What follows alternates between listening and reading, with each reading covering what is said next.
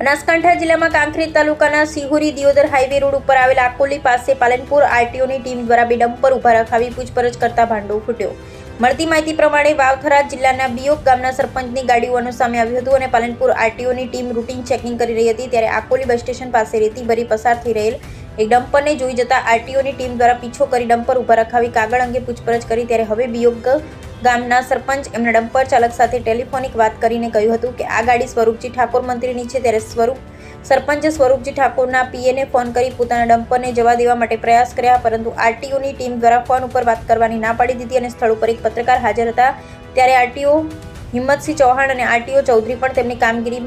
બજાવીને અંદાજે 44,000 જેટલો ઓનલાઈન દંડ ફટકાર્યો હોવાનું ડમ્પર ચાલકને જણાવ્યું હતું। વધુમાં કે ગાડીનો વીમો પૂરો થઈ ગયો હોવાથી ડ્રાઈવરને વીમા પોલિસી લેવા માટે જણાવ્યું હતું અને નિયમોનું પાલન કરવા માટે કીધું હતું। જેમાં સૌથી અગત્યની બાબત વિશે વાત કરીએ તો સિહોરી દિયોદર રોડ પર આવેલા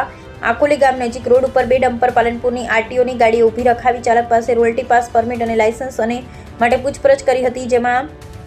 ડમ્પર નંબર GG08AY 7239 વાળા વાહન ચાલક પાસે લાયસન્સ વીમો તેમજ વજન ના કરાવેલ હોવાથી ઓનલાઈન દંડ ફટકાર્યો હોવાનું આરટીઓ ચૌહાણ દ્વારા જણાવ્યું હતું। ત્યારે બીજી એક ડમ્પર નંબર GG08AY 5092 જે સુઈગામ તરફ જતી હતી તેને પણ ઊભી રખાવી ચાલક પાસે લાયસન્સ તેમજ અન્ય કાગળો અંગે પૂછપરછ કરવામાં આવી। ત્યારે હવે વાત જાણે એમ છે કે કંબોઈ ચોકડી પાસે હજારો ટ્રક રાત દિવસ રેતી ભરી પસાર થઈ રહી છે ત્યારે ત્યાં પાલનપુર આરટીઓ કચેરી દ્વારા કોઈપણ પ્રકારની કામગીરી કરવામાં આવતી નથી પરંતુ અમુક નક્કી કરવામાં આવેલ રૂટ ઉપર જ ચેકિંગ